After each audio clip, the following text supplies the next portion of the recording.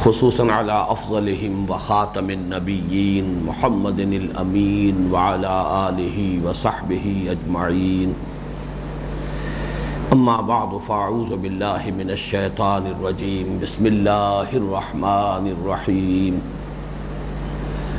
لا اقسم بیوم القیامہ ولا اقسم بالنفس اللوامہ ایحسب الانسان ان لن نجمع عظامہ بلا قادرین علی ان نسوی بنانہ الی قولہ تعالی الیس ذلک بقادر علی ان یحیی الموتی. صدق اللہ العظیم. رب اشرح لی صدری ویسر لی امری واحلل عقدۃ من لسانی یفقہوا قولی. اللہم ربنا الہمنا رشدنا واعذنا من شرور انفسنا. اللہم ارنا الحق حقا وارزقنا اتباعہ وارنا الباطل باطلا وارزقنا اجتنابہ.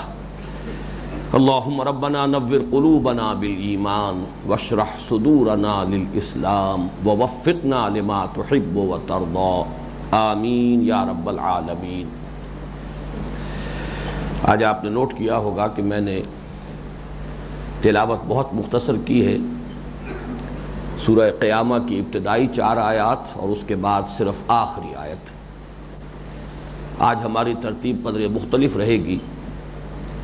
تلاوت ہم اس درس سے متعلق جو تمہیدی امور ہیں ان کے بیان کے بعد کریں گے.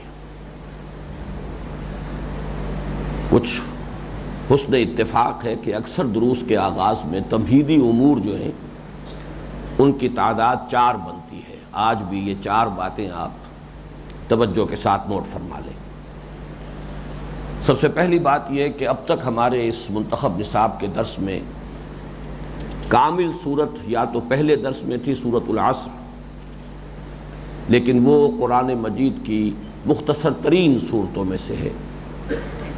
اور واقعہ یہ ہے کہ جسے مولانا فراہی رحمۃ اللہ علیہ نے جوامع الکلم من القرآن قرار دیا ہے، قرآن حکیم کی جامع ترین صورتیں، ان میں سے وہ ایک ہے. اور اعجاز قرآنی کا واقعہ یہ ہے کہ بہت نمایاں ثبوت ہے. اس کے بعد سے پھر ایک کامل سورت سورہ تغابن ہے جو ہم نے پڑھی. اب جو ہمارا درس ہے سورہ قیامہ کا وہ بھی کامل سورہ قیامہ پر یہ درس مشتمل ہے. یہ بہت ہی صحیح موقع ہے کہ قرآن حکیم میں جو ابتدائی مکی صورتیں ہیں ان کا اسلوب، ان کا انداز، اور بعد میں جو صورتیں نازل ہوئی ہیں مکی دور کے بھی اواخر میں اور پھر مدنی دور میں، ان کا جو مخصوص اسلوب ہے، ان کا جو انداز ہے، ان دونوں کے مابین جو فرق و تفاوت ہے وہ انگریزی اصطلاح جو ہے سائملٹینیس کنٹراسٹ، یہ فوری تقابل جو ہے اس کا یہ بہترین موقع ہے کہ ہم نے سورہ تغابن پڑھی.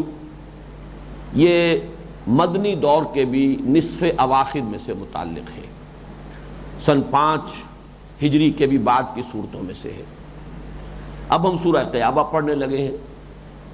یہ بالکل ابتدائی زمانے کی مکی صورتوں میں سے ہے. تو ان کے مابین اگر تقابل کیا جائے تو بہت نمایاں مثال سامنے آ جاتی ہے فوری تقابل اور سائملٹینیس کنٹراسٹ کے اعتبار سے. وہ چند امور جو ہے وہ نوٹ کر لیجئے. جہاں تک حجم کا تعلق ہے سورہ قیامہ چھوٹی ہے، سورہ تغابن بڑی ہے.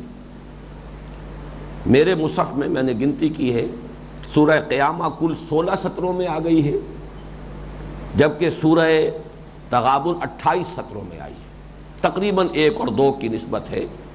سورہ قیامہ حجم کے اعتبار سے سورہ تغابن سے تقریباً نصف سے کچھ زائد ہے. اب اس کے برعکس نوٹ کیجئے، سورہ قیامہ کی آیات 40 ہیں، سورہ تغابن کی آیات کل 18 ہیں. اس سے کیا بات سامنے آئی کہ ابتدائی مکی صورتوں میں آیات چھوٹی چھوٹی ہیں، جبکہ بعد میں جو صورتیں نازل ہوئیں آیات طویل ہیں، ان کا حجم زیادہ ہے. مدنی صورتوں میں تو یہ پہلو بہت ہی نمایاں ہوتا ہے. ہم آیت البر پڑھ چکے ہیں، وہ ایک آیت ہے، کتنی طویل. آیت الکرسی ہے سورہ بقرہ میں، کتنی طویل. آیت الدین جو ہے سورہ بقرہ کے 39ویں رکوع میں، وہ غالباً قرآن حکیم کی طویل ترین آیت ہے. تو ایک تو یہ فرق و تفاوت نوٹ کر لیجیے. دوسرا فرق و تفاوت یہ ہے کہ ابتدائی جو یہ مکی صورتیں ہیں ان میں فلو بہت ریپڈ ہے، بہت تیز بہاؤ ہے، جبکہ مدنی صورتوں کے اندر جو آیات طویل آئی ہیں وہ بہت سلو، آرام سے، آہستہ روی کے ساتھ وہ مضمون چلتا ہے. ان دونوں کا اگر تقابل کیا جائے تو ایک بہترین مثال جو میں دیتا رہا ہوں کہ دریا ایک میدانی دریا ہے، پاٹ چوڑے ہو جاتے ہیں لیکن بڑا پرسکون بہاؤ ہوتا ہے پانی کا، وہ تیزی، جوش، خروش وہ نہیں ہوتا، گہرائی بھی اتنی نہیں ہوتی. لیکن آپ پہاڑوں میں جا کر جو ندی نالے دریا ہیں ان کو دیکھیے، پاٹ چھوٹا ہوگا، دریائے کنہار، دریائے سوات، یہ تو بہت سے لوگوں نے دیکھا ہوگا، گہرائی زیادہ ہوتی ہے، بہاؤ بہت تیز، جوش و خروش، جھاگ اٹھ رہے ہیں، جگہ جگہ پر بھنور بنے ہوئے ہیں. یہ جو فرق و تفاوت ہے پہاڑی دریاؤں اور ندیوں اور نالوں کے درمیان اور میدانی دریاؤں کے مابین، اگر ان کو سامنے رکھیں تو یہ جو اسلوب کا فرق ہے ابتدائی مکی صورتوں کا اور لیٹر مکی پیریڈ کی صورتیں اور مدنی صورتوں کا، وہ بہت نمایاں، بہت خوبصورت تشبیہ ہے. ایک اور نمایاں فرق یہ ہے کہ ابتدائی مکی صورتوں میں صوتی آہنگ بہت نمایاں ہے، جس کو میں نے بارہا کہا ڈیوائن میوزک. یہ ملکوتی غنا ہے، یہ موسیقی ہے، آسمانی موسیقی ہے، بہت نمایاں. جبکہ بعد میں جا کر اگرچہ صوتی آہنگ ہوتا ہے لیکن وہ اتنا نمایاں نہیں ہوتا. اسی کا یوں سمجھیے کرولری ہے کہ ابتدائی مکی صورتوں میں اگرچہ لفظ عام تو معروف ہے قافیہ، قوافی، یہ لیکن شعر کی اصطلاح ہے، اس لیے اہل تفسیر فواصل کا لفظ استعمال کرتے ہیں. آیات کا اختتام جن الفاظ پر ہوتا ہے وہ ردیف اور قافیہ، یہ شاعری کی اصطلاحات ہیں. قرآن مجید شاعری نہیں ہے، لہذا اصطلاحات سے بھی بچنا چاہیے. تو فواصل جو ہیں ان میں ابتدائی مکی صورتوں میں بہت نمایاں جو ہے اس کی رعایت ہے، بڑی پابندی ہے. وہ آج آپ کو سورہ قیامہ جب ہم پڑھیں گے اس انداز سے تو آپ کے سامنے آ جائے گی. جبکہ جو مدنی صورتیں ہیں ان کی آیات میں اور جو لیٹر مکی پیریڈ ہے اس کی صورتوں کے آیات میں اگرچہ فواصل کی مناسبت ہوتی ہے لیکن اتنی نمایاں نہیں. یہ چند امور ہیں کہ جو ابتدائی مکی صورتوں اور مکی دور کے بھی آخری زمانے میں نازل ہونے والی صورتوں اور مدنی صورتوں کے اسلوب کے مابین یہ چند نکات ہیں، ان کو سامنے رکھیں گے تو ایک بڑی مناسبت پیدا ہوگی مزاج کی قرآن حکیم کے اسلوب کے ساتھ. دوسری تمہیدی بات یہ کہ قرآن مجید کا اسلوب کیا ہے، اگرچہ جو میں نے ابتدائی تعارفی جو تقاریر کی تھی ان میں یہ مضمون آ چکا ہے، لیکن اس وقت میں چاہتا ہوں کہ اس کی بھی ایک نمایاں مثال چونکہ سامنے آ رہی ہے، لہذا اس کو ذہن میں تازہ کر لیجیے. جس وقت قرآن نازل ہوا ہے اہل عرب صرف 2 اسالیب کلام سے واقف تھے. ایک شعر، قصیدہ، اشعار، اس کو خوب جانتے تھے. شعراء کی بڑی عزت تھی، بڑا اونچا مقام انہیں معاشرے میں حاصل تھا. ہر قبیلے کا کوئی شاعر ہوتا تھا اپنے قبیلے کے مناقب کو بیان کرنے کے لیے، اپنے فضائل کو بیان کرنے کے لیے. اور دوسرا خطبہ، خطیب. تو یہ 2 ہی اسلوب معروف تھے. کوئی کتاب، تصنیف، مقالہ، مضامین، یہ تو وہاں ان کا سرے سے کوئی ذکر ہی نہیں. تصنیف و تالیف، مقالہ نگاری، مضمون نگاری. اب یہ جو 2 اسلوب ہیں یعنی شعر، شاعری اور خطبہ، اس میں سے ایک نوٹ کر لیجئے، قرآن شعر نہیں ہے، شاعری نہیں ہے. اس کو تو بہت وہیمنٹلی اور بہت ہی ایمفیٹیکلی قرآن مجید بار بار کہتا، ما علمناہ الشعر وما ينبغی لہ. ہم نے اپنے اس نبی کو صلی اللہ علیہ وسلم شعر سکھایا ہی نہیں، شعر ان کے شایان شان ہی نہیں. وما ہوا بقول شاعر قلیلا ما تؤمنون، یہ کسی شاعر کا قول نہیں ہے لیکن تم کم ہی بات مانتے ہو۔ تو شاعری تو یہ نہیں ہے، تو پھر کیا ہے؟ صرف خطبہ ہے۔ اس کا جو عام اسلوب ہے وہ خطبات کا ہے۔ اس کے کیا پھر نتائج ہیں وہ میں بعد میں بیان کروں گا، لیکن یہ نوٹ کر لیجئے کہ قرآن کا اسلوب خطبات کا ہے۔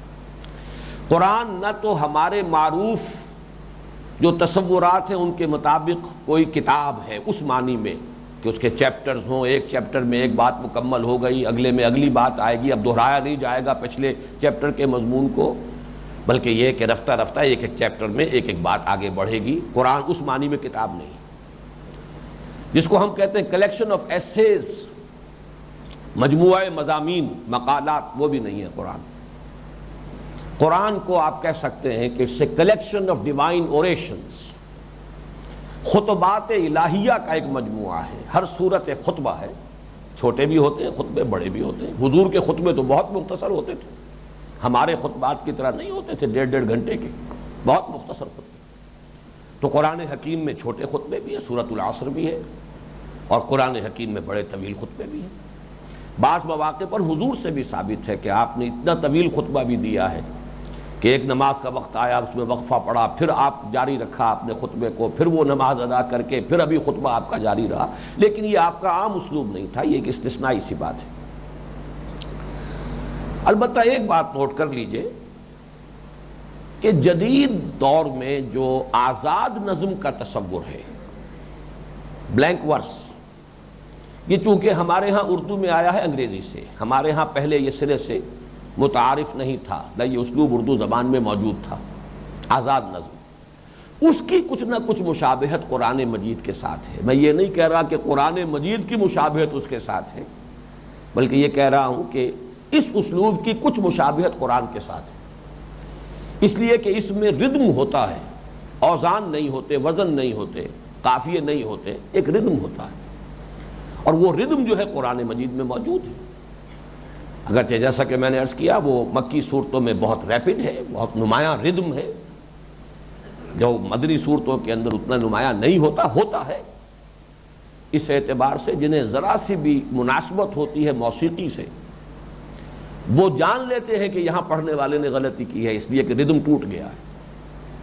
یہ بہت گہری جو ہے ایک ممارست جنہیں ہوتی ہے کہ ردم ہے قرآن کا، لیکن جہاں وہ ردم ٹوٹ جائے، چاہے وہ حافظ نہ ہو، انہیں اندازہ ہو جاتا ہے کہ یہاں کوئی نہ کوئی گڑبڑ ہوئی ہے، اس لیے کہ وہ جو ردم ہے اس کا سلسلہ منقطع ہوا ہے۔ لیکن یہ کہ اس کی بحریں جو شاعری میں ہوتی ہیں بحر نہیں ہے، اسی طرح کوئی وزن والا معاملہ نہیں ہے، کوئی قافیے اس طرح کے نہیں ہے، لیکن یہ کہ بہرحال بلینک ورس کو کچھ مشابہت حاصل ہے قرآن مجید کے اسلوب سے۔ اب نوٹ کیجئے کہ خطبے کے اسلوب کی وجہ سے کیا چیزیں نمایاں ہیں کہ جن کو ہمیشہ پیش نظر رکھنا چاہیے، اور جو اس سورہ قیامہ میں بہت نمایاں طور پر سامنے آتی ہے۔ نمبر 1 یہ کہ خطبے کے ابتدا اور اختتام پر اصل مضمون ہوتا ہے، درمیان میں خطیب دائیں بائیں ادھر ادھر ضرور جائے گا، اس لیے کہ سامعین کے لیے بالکل سٹریٹ لائن میں ایک ہی مضمون کو لے کر چلنا اور اس کو ذہن کی گرفت میں لینا آسان نہیں ہوتا۔ یہی فرق ہے لیکچر میں، تقریر لیکچر ہوتی ہے، کلاس روم میں پروفیسر جو لیکچر دیتا ہے، لیکن یہ کہ مسجد میں خطیب خطبہ دیتا ہے، ان دونوں میں زمین و آسمان کا فرق ہے۔ خطبے میں لازماً ڈائگریشنز ہوتی ہیں، دائیں بائیں مضمون جاتا ہے لیکن پھر لوٹتا ہے، جہاں سے شروع ہوا تھا وہی ختم ہوتا، اور یہ در حقیقت کسی خطبے کے مؤثر ہونے کے لیے سب سے اہم شرط یہی ہے کہ آغاز بھی ایسا ہو کہ چونکا دے، کیا بات کہی جا رہی ہے، اور اختتام وہ ہو کہ جو لاسٹنگ امپریشن چھوڑے، تاکہ سامعین جب اٹھیں تو کچھ لے کر اٹھیں، کوئی بات ان کے ذہن میں واضح ہو جائے۔ دوسرا اسلوب خطبے کا یہ ہے کہ اس میں تحویل خطاب ہوتی ہے، ابھی کسی سے بات ہو رہی ہے، ابھی کسی سے شروع ہو گئی، اور یہ تحویل خطاب اگر آپ مقالے میں ہو، مضمون میں ہو، تو آپ لازماً اسے نمایاں کرتے ہیں کہ اب میں کچھ باتیں ان حضرات سے عرض کرنا چاہتا ہوں۔ آپ یہ کہے بغیر اپنا جو ہے خطاب کا رخ کسی مضمون یا مقالے میں نہیں بدل سکتے۔ اس حد تک تو ہم نے ان لوگوں سے گفتگو کی ہے، اب ہمارا روح سخن ان کی جانب ہے، اس کو آپ واضح طور پر بیان کریں گے۔ خطیب کبھی یہ نہیں کرتا، وداؤٹ وارننگ، بغیر کسی وضاحت کے وہ اپنے مخاطب کو بدل دیتا ہے، ابھی اس سے خطاب تھا، ابھی اس سے خطاب تھا۔ پھر اس میں یہ بھی ہوتا ہے کہ کبھی جو موجود ہیں انہیں غائب فرض کر کے بات ہوتی ہے، صیغہ غائب میں گفتگو شروع ہو جاتی ہے حالانکہ سامنے موجود ہے، اور کبھی جو موجود نہیں ہوتے ان کو فرض کیا جاتا ہے کہ موجود ہیں اور خطاب شروع ہو جاتا ہے۔ جیسے آپ دیکھتے ہیں ہمارے سیاسی مقررین جو ہیں، جلسہ لاہور میں ہو رہا ہوگا، خطاب کر رہے ہوں گے نواز شریف صاحب کو، جو شاید پتہ نہیں اس وقت کہیں بیرون ملک ہی گئے ہوئے ہوں، جلسہ کہیں ہو رہا ہوگا اور خطاب ہو رہا ہوگا بابا مارگلہ کو، غلام اسحاق خان صاحب کو، لیکن یہ کہ وہ فرض کر لیا جائے گا کہ گویا کہ ہم بظاہر راست ان سے مخاطب ہیں۔ یہ خطبے کے اسالیب میں معروف، اور یہی آپ کو اس خطبات الہیہ میں قرآن مجید میں یہ آپ کو اسلوب ملے گا، کبھی حاضر کو خطاب غائب کے صیغے میں، کبھی غائب سے خطاب حاضر کے صیغے میں۔ آزاد نظم کے اعتبار سے ایک بات میں نوٹ کراؤں گا، خاص طور پر اس صورت میں، کہ اس سورہ مبارکہ میں آپ دیکھیں گے کہ 6-7 آیات کے بعد قوافی بدلتے ہیں۔ شروع میں 6 آیتوں پر لا اقسم بیوم القیامہ ولا اقسم بالنفس اللوامہ ایحسب الانسان ان لن نجمع عظامہ بلا قادرین علی ان نسوی بنانہ بل یرید الانسان لیفجر امامہ یسأل ایان یوم القیامہ۔ ایک قوافی چل رہے ہیں۔ اب آپ دیکھیے فَإِذَا بَرِقَ الْبَصَرُ وَخَسَفَ الْقَمَرُ وَجُمِعَ الشَّمْسُ وَالْقَمَرُ يَقُولُ الْإِنسَانُ يَوْمَئِذٍ أَيْنَ الْمَفَرُّ كَلَّا لَا وَزَرَ إِلَىٰ رَبِّكَ يَوْمَئِذٍ الْمُسْتَقَرُّ يُنَبَّأُ الْإِنسَانُ يَوْمَئِذٍ بِمَا قَدَّمَ وَأَخَّرَ۔ یہ قوافی ہے، پھر آگے بدلے گا۔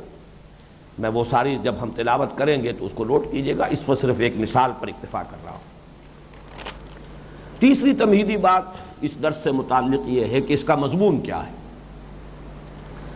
اس بات وقوع قیامت اور لزوم آخرت، آخرت کا ہونا لازم ہے، قیامت کا ہونا قطعی ہے، حتمی ہے، یقینی۔ موضوع کی اہمیت کے اعتبار سے یہ نوٹ کیجئے، حقیقت ایمان کے ضمن میں جو میں نے تقریباً 2 سال پہلے جو خطبات دیے تھے اسی جگہ پر، اس میں اس نکتے کو تفصیل سے واضح کیا تھا کہ ایمانیات ثلاثہ جو ہیں، توحید، معاد اور رسالت، ان کی ریلیٹیو امپورٹنس 3 مضامین کے اعتبار سے جدا جدا ہے۔ اصولی، نظری، علمی اعتبار سے اصل ایمان، ایمان باللہ ہے، توحید ہے۔ باقی دونوں ایمان بھی، آخرت پر ایمان اور رسالت پر ایمان، ایمان باللہ کی فروع ہیں، کرولریز ہیں۔ قانونی اعتبار سے اصل ایمان، ایمان بالرسول ہے۔ بڑے سے بڑا موحد ہو، فن خواہ ہو اپنی توحید میں، رسول کو نہ مانے کافر ہے۔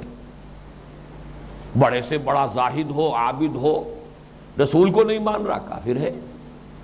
تو گویا کہ قانونی اعتبار سے اصل ایمان، ایمان بالرسالت ہے، لیکن عملی اعتبار سے انسان کے کردار اور شخصیت اور اس کے عملی رویے پر سب سے زیادہ جو مؤثر ایمان ہے وہ ایمان بالآخرہ ہے۔ آخرت کا یقین ہوگا، محاسبہ آخرت کا استحضار ہوگا، جنت اور دوزخ پر ایمان اور یقین ہوگا، تو آدمی تیر کی طرح سیدھا رہے گا، پھر پھونک پھونک کر قدم رکھے گا۔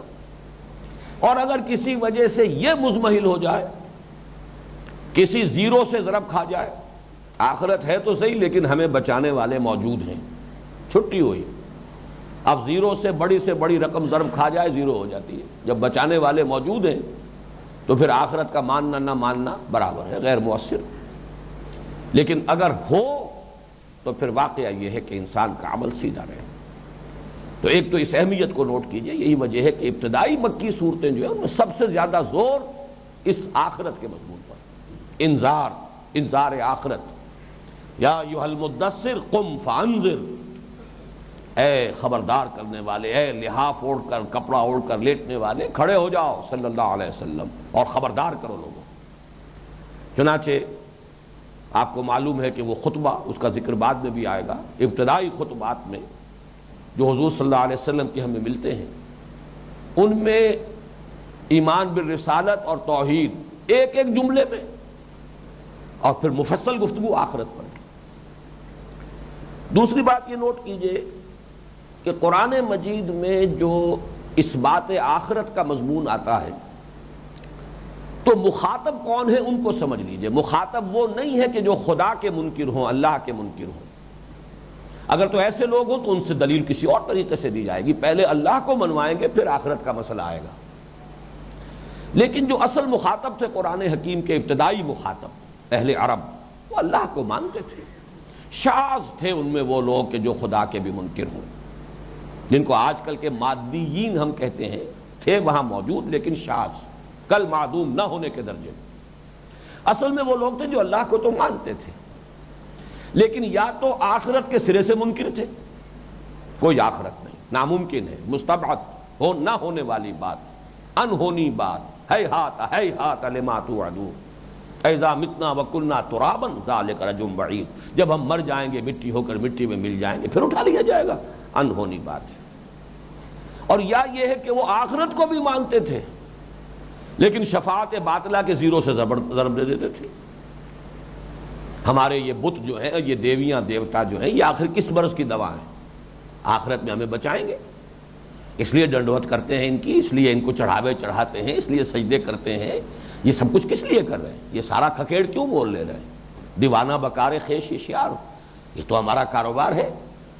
ہم یہاں ان کی عزت اور تکریم کر رہے ہیں. یہ حقیقت اللہ کی بیٹیاں ہیں یہ، اور بڑی لاڈلی ہیں، بڑی پیاری ہیں اللہ کو. بس جس سے یہ راضی ہو گئی وہ اللہ راضی ہو ہی گیا خود بخود. اللہ پکڑے گا تو یہ بچا لیں گی. یہ ہے ان کا تصور. تو ذہن میں رکھیے کہ یہاں پر وہ مشرکین سے بھی گفتگو نہیں ہے، بلکہ یہاں گفتگو ان سے جو اللہ کو تو مانتے تھے لیکن آخرت کو مستبعد سمجھتے تھے، ناممکن ہے. تو جب تک کہ آپ معین نہ کر لیں کہ یہاں اصل مخاطب ہے کون، اس وقت تک جو ہے مضمون سمجھ میں نہیں آتا. لیکن اس اعتبار سے یہ قرآن حکیم کی جامع ترین صورت ہے ان لوگوں سے گفتگو میں کہ جو اللہ کو تو مانتے ہو لیکن آخرت کو ناممکن سمجھتے ہو، انہونی شے سمجھتے ہو، مستبعد جانتے ہو. ان سے خطاب میں یہ بہت ہی جامع، بلکہ جامع ترین صورت میں اسے قرار دے رہا ہوں. ایک بات اور بھی نوٹ کر لیجئے کہ قرآن حکیم میں شاذ ہی صورتیں ایسی ہیں کہ جن کے ناموں کی مناسبت ان کے مضمون سے ہے. شاذ ہے لیکن یہ ان میں نمایاں ترین ہے. سورہ قیامہ ہی کا ذکر ہے اس میں شروع سے لے کے آخر تک. کچھ مضامین آئے ضمنی طور پر آئے ہیں، ابتدا سے انتہا تک ساری بات قیامت کے بارے میں. اس کی ایک مثال جو ہے مدنی صورتوں میں سے سورہ جمعہ ہے. وہ تو جب آئے گا ہمارے منتخب نصاب میں، چونکہ وہ صورت شامل ہے، تو جب اس مقام پر ہم پہنچیں گے تب میں بیان کروں گا. یہی وجہ ہے کہ اس سورہ مبارکہ میں جو دلیل دی گئی ہے قیامت پر وہ صرف اللہ کی قدرت کے حوالے سے دی گئی، اس لیے کہ وہ ناممکن سمجھتے تھے. تو ان کے لیے جو دلیل تھی وہ یہی تھی کہ تم سوچو اللہ کو مانتے ہو تو علی کل شیء قدیر اللہ کو مانتے ہو، یا عاجز اور بیچارے اللہ کو مانتے ہو جس کا کوئی اختیار ہی نہیں، جس میں کوئی طاقت ہی نہیں. یہی ہے سارا اس میں استدلال. اسلوب بدلتا ہے، ایک پھول کا مضمون ہو تو 100 رنگ سے بانو، لیکن یہ ہے کہ وہ دوسرا استدلال جو ہے اصولی استدلال جو کہ آخرت کو لازم قرار دے عقلاً اور منطقی اعتبار سے. دیکھیں دو چیزیں ہو گئیں. ایک تو یہ کہ ایک شخص سمجھتا ہے آخرت انہونی شے ہے، نہیں ہو سکتی، بعد سے بعد الموت کیسے ہوگا، اس کا جواب کسی اور انداز میں دیا جائے گا. ایک دلیل دینی ہے کہ آخرت ضروری ہے، عقل اور منطق کا تقاضا ہے. فطرت انسانی کے اندر جو چیزیں مضمر ہیں ان کا تقاضا ہے کہ آخرت ہو، ورنہ اس کائنات کی اور اس زندگی جو ہے انسانی زندگی، اس کی کوئی توجیہ نہیں ہوتی. انیویٹیبل ہے آخرت کو ماننا. یہ دوسرا استدلال ہے، وہ بھی اس صورت میں ہے لیکن وہ بطرز خفی ہے. جلی انداز وہی ہے کہ اللہ کی قدرت کے حوالے سے بات ہو رہی ہے. اور چونکہ میں عرض کر چکا ہوں کہ یہ خطبے کی نمایاں مثال ہے، لہذا دلیل کا انداز بھی خطابی ہے، منطقی نہیں ہے.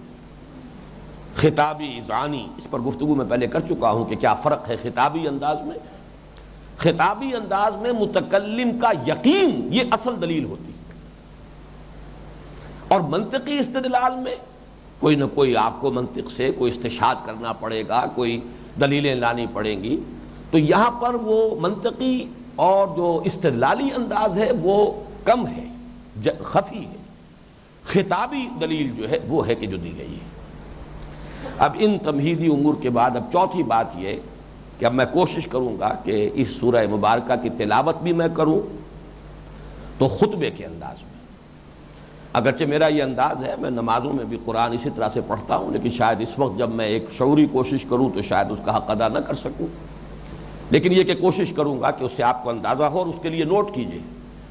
یہ میں الفاظ آپ کو پہلے بتا چکا ہوں کہ حضور کے خطبے کا انداز کیا ہوتا تھا، عَلَى صَوْتُهُ وَاحْمَرَّتْ عَيْنَاهُ كَأَنَّهُ مُنذِرُ جَيْشٍ، آپ کی آواز بلند ہو جاتی تھی اور آپ کی آنکھیں سرخ ہو جاتی تھی، ایسے ہوتے تھے جیسے کہ کسی لشکر کے حملہ آور ہونے کی خبر دے رہے ہیں، کہ گویا کہ کوئی لشکر تم پر حملہ آور ہوا چاہتا ہے، کوئی مصیبت تم پر ٹوٹ پڑنے والی ہے۔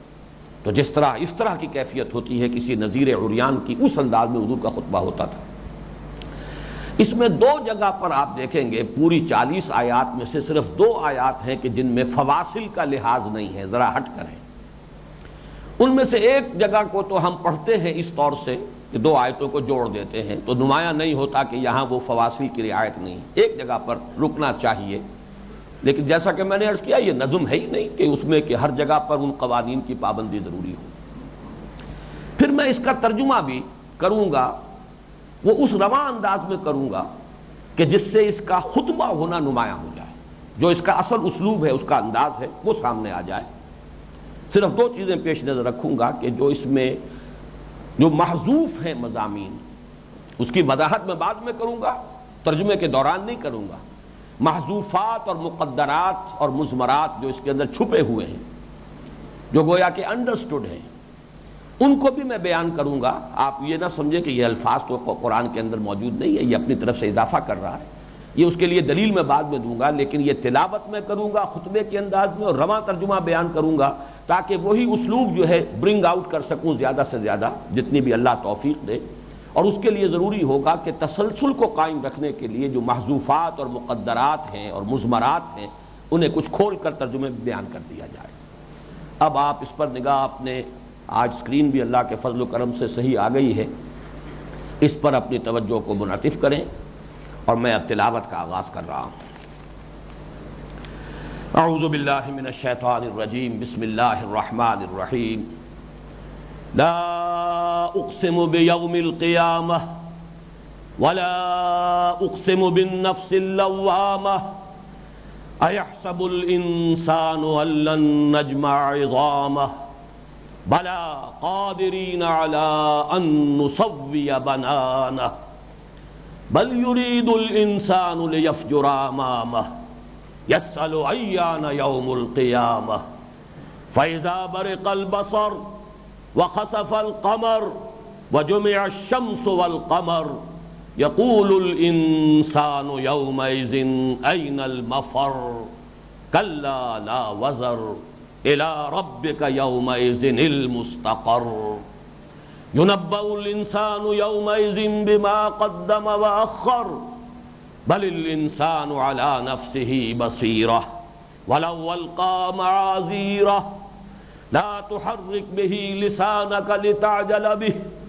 إن علينا جمعه وقرآنه فإذا قرأناه فاتبع قرآنه ثم إن علينا بيانه كلا بل تحبون العاجلة وتذرون الآخرة وجوه يومئذ ناظرة إلى ربها ناظرة ووجوه يومئذ باسرة تظن أن يفعل بها فاقرة كلا إذا بلغت التراقي وقيل من راق وظن أنه الفراق والتفت الساق بالساق إلى ربك يومئذ المساق فلا صدق ولا صلى ولكن كذب وتولى ثم ذهب إلى أهله يتمطى أولى لك فأولى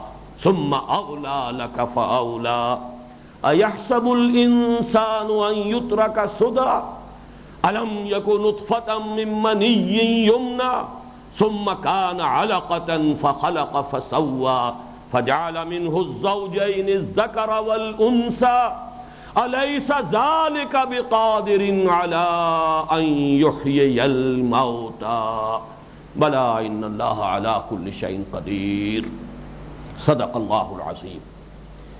اب ترجمہ اس کا کیجئے۔ میں نے عرض کیا ہے کہ اس میں مضمرات، مقدرات، محذوفات کو میں کھولوں گا، اور جہاں جہاں ترجمے میں دو امکانات ہیں انہیں میں ریپیٹ کروں گا۔ لا اقسم بیوم القیامہ، نہیں، قسم کھاتا ہوں میں قیامت کے دن کی، یا خود گواہ ہے قیامت کا دن۔ ولا اقسم بالنفس اللوامہ، اور نہیں قسم کھاتا ہوں میں نفس ملامت گر کی، یا گواہ ہے خود انسان کا ضمیر کہ قیامت لازماً واقع ہو کر رہے گی اور جزا و سزا لازماً ہو کر رہے گی۔ اَيَحْسَبُ الْإِنسَانُ أَن لَّن نَّجْمَعَ عِظَامَهُ، کیا یہ انسان سمجھتا ہے کہ ہم اس کی ہڈیوں کو جمع نہ کر سکیں گے؟ بلا، کیوں نہیں، قادرین، ہم پوری طرح قادر ہیں، عَلَىٰ أَن نُّسَوِّيَ بَنَانَهُ، کہ اس کی تمام ایک ایک پور کو درست کر دیں۔ بل یرید الانسان لیفجر امامہ، اصل سبب یہ نہیں ہے انکار قیامت کا، بلکہ یہ ہے کہ انسان چاہتا ہے کہ فسق و فجور کی زندگی جاری رکھے، انسان چاہتا ہے کہ اپنے ضمیر کے سامنے ڈھٹائی کے ساتھ فسق و فجور کا کام کرتا رہے۔ یسأل ایان یوم القیامہ، پوچھتا ہے کب ہوگا یہ قیامت کا دن۔ فَإِذَا بَرِقَ الْبَصَرُ، تو جب یہ نگاہیں چندھیا جائیں گی، وَخَسَفَ الْقَمَرُ، اور چاند بے نور ہو جائے گا، یا چاند سورج میں دھس جائے گا، وَجُمِعَ الشَّمْسُ وَالْقَمَرُ، اور سورج اور چاند جمع کر دیے جائیں گے، یکجا کر دیے جائیں گے۔ يَقُولُ الْإِنسَانُ يَوْمَئِذٍ أَيْنَ الْمَفَرُّ، تو اس دن یہی انسان کہے گا کہ ہے کہیں بھاگ جانے کی جگہ، کہاں ہے سر چھپانے کی جگہ؟ کلا لا وزر، صاف کہہ دیا جائے گا، حقیقت منکشف ہو جائے گی کہ کوئی جائے پناہ نہیں ہے۔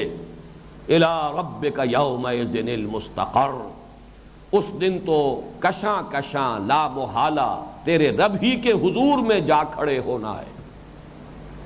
یُنَبَّأُ الْإِنسَانُ يَوْمَئِذٍ بِمَا قَدَّمَ وَأَخَّرَ، جتلا دیا جائے گا، گن گن کر بتا دیا جائے گا اس روز ہر انسان کو جو کچھ اس نے آگے بھیجا اور جو کچھ اس نے پیچھے چھوڑا، یا جو کچھ اس نے آگے کیا اور جو کچھ اس نے پیچھے کیا۔ بل الانسان علی نفسہ بصیرہ، اسے یہ بتانے کی بھی ضرورت نہیں ہوگی، اس لیے کہ انسان خود اپنے نفس پر بصیرت رکھتا ہے، اسے معلوم ہے کہ میں کتنے پانی میں ہوں، کہاں کھڑا ہوں۔ وَلَوْ أَلْقَىٰ مَعَاذِيرَهُ، خواہ وہ کتنے ہی بہانے بنائے، لَا تُحَرِّكْ بِهِ لِسَانَكَ لِتَعْجَلَ بِهِ، تو اپنی زبان کو تیزی سے حرکت مت دو اس قرآن کے ساتھ کہ جلدی سے اسے یاد کر لو۔ إِنَّ عَلَيْنَا جَمْعَهُ وَقُرْآنَهُ، اب یہاں خطاب بدل گیا ہے، حضور سے خطاب ہو رہا ہے، ہمارے ذمے ہے اس کو جمع کرنا بھی، اس کا پڑھوا دینا بھی۔ فَإِذَا قَرَأْنَاهُ فَاتَّبِعْ قُرْآنَهُ، جب ہم اسے پڑھوا دیں تو اسی پڑھائی کی پیروی کرنا۔ ثُمَّ إِنَّ عَلَيْنَا بَيَانَهُ، پھر ہمارے ہی ذمے ہے اس کی وضاحت، اس کی توضیح۔ کلا، پھر خطاب آیا منکرین کی طرف، کلا بل تحبون العاجلہ، کوئی نہیں، تمہارا اصل مرض یہ ہے کہ تم اس عاجلہ، اس نقد اور موجود زندگی کی محبت میں گرفتار ہو گئے ہو۔ وَتَذَرُونَ الْآخِرَةَ، اور آخرت کو تج دے رہے ہو، آخرت کو چھوڑ رہے ہو۔ وَوُجُوهٌ يَوْمَئِذٍ نَاظِرَةٌ، حالانکہ اس دن، قیامت کے دن، بہت سے چہرے ہوں گے بڑے تر و تازہ، خوش و خرم۔ إِلَىٰ رَبِّهَا نَاظِرَةٌ، اپنے رب کی طرف دیکھتے ہوئے، اپنی رب کی رحمت کے امیدوار۔ وَوُجُوهٌ يَوْمَئِذٍ بَاسِرَةٌ، اور بہت سے چہرے ہوں گے اس روز سوکھے ہوئے، باسی پن ان پر طاری ہوگا. تظن ان یفعل بها فاقرہ، اور انہیں یقین ہوگا کہ اب ان کے ساتھ وہ سلوک ہونے والا ہے جو ان کی ریڑھ کی ہڈی کے منکوں کو پیس کر رکھ دے گا. کلا اذا بلغت التراقی، کوئی نہیں، تو جب آن پھنسے گی یہ جان ہنسلیوں میں، نزع کے عالم کا نقشہ کھینچا جا رہا ہے. وقیل من راق، اور کہا جائے گا کہ ہے کوئی جھاڑ پھونک کرنے والا. وظن انہ الفراق، اور خود اسے یقین ہو جائے گا کہ اس دنیا سے روانگی کا، جدائی کا وقت آ گیا. والتفت الساق بالساق، اور نزع کی شدت میں پنڈلی پنڈلی سے لپٹی ہوئی ہوگی. الی ربک یومئذ المساق، اس روز تو تیرے رب ہی کی طرف دھکیلے جانا ہے، دھکے دے دے کر فرشتے تمہیں پہنچائیں گے اپنے رب کے حضور. فلا صدق ولا صلی، ان تمام حقائق کے باوجود اس بدبخت نے نہ تصدیق کی نہ نماز پڑھی. یہ بدبخت نہ ایمان لایا نہ اس نے نماز پڑھی. ولیکن کذب وتولی، بلکہ جھٹلایا اور پیٹھ موڑ لی. ثم ذهب الی اہلہ یتمطی، پھر چلا اپنے گھر والوں کی طرف اکڑتا ہوا، اینڈتا ہوا. اولا لک فاولا، ہلاکت ہے تیرے لیے اور ہلاکت ہے تیرے لیے، یہ افسوس ہے تجھ پر اور پھر افسوس ہے تجھ پر. ثم اولا لک فاولا، پھر اور ہلاکت ہے تیرے لیے اور مزید ہلاکت ہے تیرے لیے، یا مزید تف ہے تجھ پر اور افسوس ہے تجھ پر. ایحسب الانسان ان یترک سدی، کیا انسان یہ سمجھتا ہے کہ اسے یوں ہی چھوڑ دیا جائے گا، بیکار شے سمجھ کر پھینک دیا جائے گا؟ الم یک نطفۃ من منی یمنی، کیا نہیں تھا وہ ایک منی کی بوند جو ٹپکائی گئی. فجعل ثم كان علقۃ فخلق فسوى، پھر بنا دیا اسے ایک جونک کے مانند، ایک معلق شے، پھر اسے بنایا اور سنوارا، اس کی نوک پلک درست کی. فجعل منہ الزوجین الذکر والانثی، پھر اسی میں سے بنا دیے جوڑے، مذکر بھی مؤنث بھی، مرد بھی اور عورت بھی، نر بھی اور مادہ بھی. الیس ذالک بقادر علی ان یحیی الموتى، کیا وہ ہستی اس پر قادر نہ ہوگی کہ مردوں کو زندہ کر دے؟ اس کا ایک ہی جواب ممکن ہے، بلا، کیوں نہیں. جس کی خلاقی کا یہ عالم ہے کہ اس نے گندے پانی کی بوند سے انسان جیسی ہستی کو تخلیق کر دیا، اس کی قدرت سے کہاں بعید ہوگا کہ وہ مرنے کے بعد دوبارہ زندہ کر سکے. یہ ہے اس سورہ مبارکہ کا ایک انداز، اسلوب. اس میں منطقی استدلال نہیں ہے، خطابی انداز ہے، خطبے کے تمام لوازم ہیں، تحویل الخطاب ہے، حاضر کو غائب، غائب کو حاضر، مختلف انداز میں گفتگو ہو رہی ہے. جہاں سے بات شروع ہوئی وہیں ختم ہو گئی. بلا قادرین علی نسوی بنانا، الیس ذالک بقادر علی ان یحیی الموتى. سارا استدلال اللہ تعالیٰ کی قدرت پر ہے، اس لیے کہ اصل مخاطب کون ہے؟ جو اللہ کو تو مانتے ہیں لیکن آخرت کو ناممکن سمجھتے ہیں. بعث بعد الموت انہیں بہت بھاری شے نظر آتی ہے کہ جو ان کو ناممکن نظر آتی ہے. اب یہ تو گویا کہ آج کے ہمارے اس درس کی تمہید ہے. اب آئیے ایک ایک آیت کو ہم لے کر اس پر غور شروع کریں. ابھی آج کی ہماری نشست میں جو 5 منٹ بقایا ہے اس میں جو بھی پروگرس ہو جائے اچھا ہے. پہلی آیت ہے لا اقسم بیوم القیامہ. اس میں اہم ترین بات یہ ہے کہ لا منفصل ہے، متصل نہیں ہے. اگر ان کو متصل مانا جائے لا اقسم ایک لفظ، تو اس کا ترجمہ ہوگا میں قسم نہیں کھاتا قیامت کے دن کی.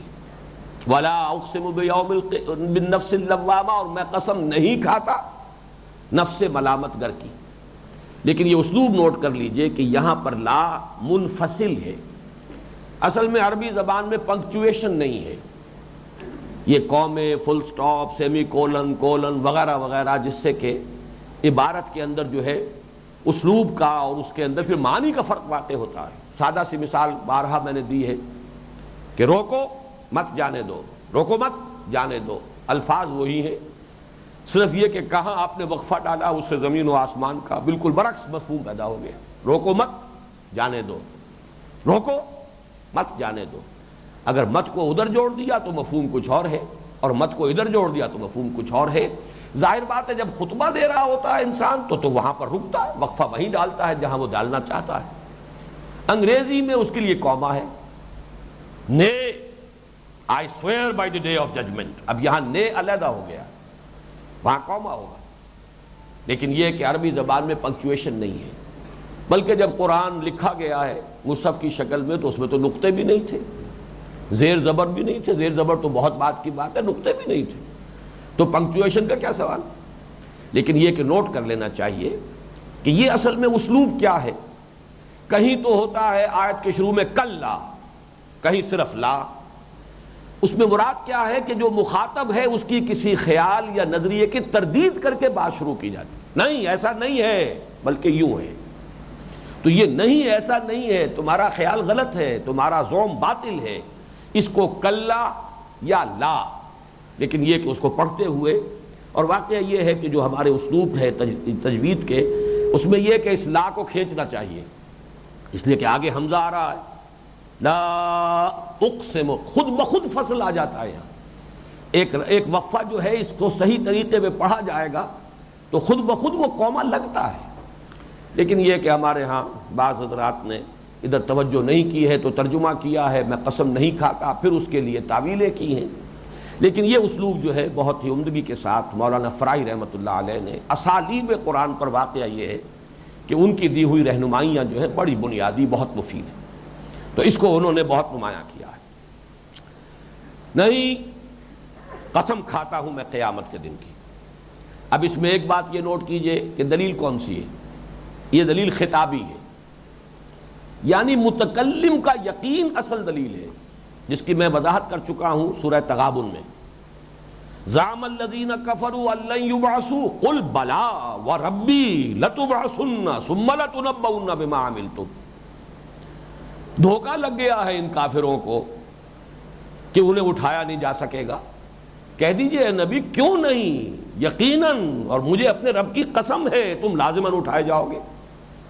اب ایک شخص کہہ سکتا ہے دلیل کیا ہوئی اس میں، آپ نے کہا ایسا ہوگا، لیکن یہ کہ ہوگا دلیل مانگ رہے ہیں ہم تو نوٹ کیجئے اس کو کہتے ہیں دلیل خطابی، دلیل اذعانی۔ اس میں اصل دلیل کیا، متکلم کی شخصیت ہے کون، اس کی شخصیت کا وزن ہے، جس نے کبھی جھوٹ نہیں بولا، جس کو دشمنوں نے بھی الصادق الامین مانا ہے۔ جب وہ کہہ رہا ہے تو یقیناً اس میں دلیل ہے، وہ دلیل اس کی اپنی شخصیت کی دلیل ہے۔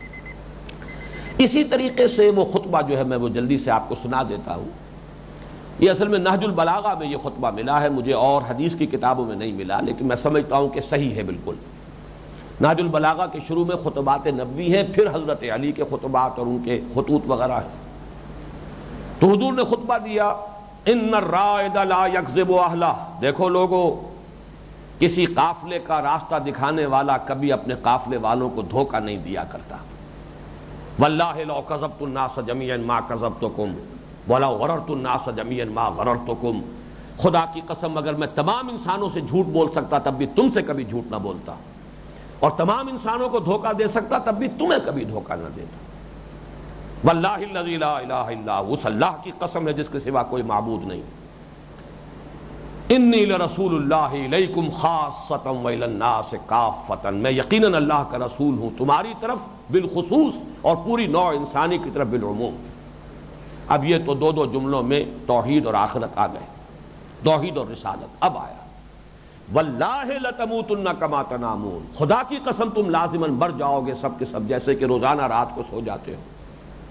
ثم لتبعثن کما تستيقظون، پھر لازماً تمہیں اٹھا لیا جائے گا جیسے روزانہ صبح کو بیدار ہو جاتے ہو۔ ثم لتحسبن بما تعملون، پھر لازماً تم سے حساب لیا جائے گا اس کا جو کچھ کہ تم کر رہے ہو۔